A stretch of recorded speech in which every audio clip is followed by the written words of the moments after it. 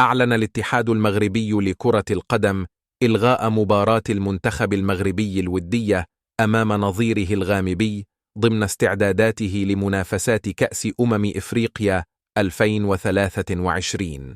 لا تنسوا الإعجاب بالفيديو والاشتراك في القناة تشجيعا لنا لنستمر في نشر المزيد إن شاء الله.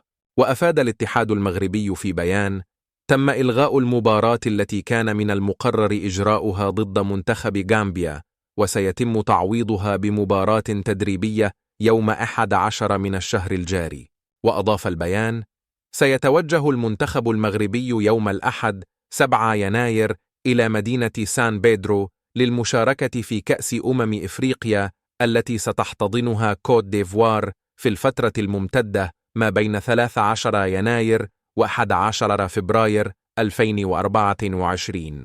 ويتواجد المنتخب المغربي ضمن المجموعة السادسة رفقة تنزانيا، الكونغو الديمقراطية وزامبيا، وتستضيف الكوت ديفوار النسخة المقبلة من البطولة المقرر إقامتها في الفترة من 13 يناير إلى 11 فبراير 2024. وتقام البطولة بنظام المجموعات في البداية من 6 مجموعات، على أن يتأهل 16 فريقا إلى الأدوار الإقصائية، هم 12 أصحاب المركز الأول والثاني، و4 من أفضل أصحاب المركز الثالث.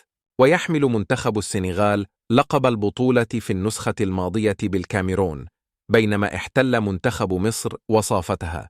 ولا يزال منتخب مصر هو الأكثر تتويجا باللقب ب7 مرات، يليه منتخب الكاميرون ب5 مرات، ثم غانا ب4 مرات.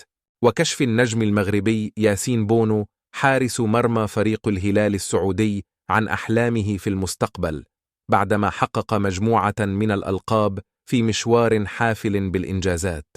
وقال بونو في تصريح على موقع فوت ميركاتو: ريفر بليت بصراحة حلم بالنسبة لي، وأريد أن يصبح حقيقة يوما ما. وأضاف: لا أريد أن أفعل ذلك لمجرد ارتداء قميص ريفر بليت، بل أريد الذهاب إلى هناك وتقديم أداء جيد. إذا لم أشعر بذلك فلن أذهب.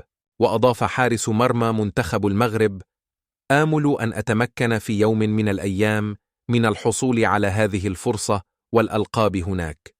وكشف بونو أن لدي حلمان: الفوز بلقب مع المنتخب المغربي، واللعب يوما ما مع ريفر بليت.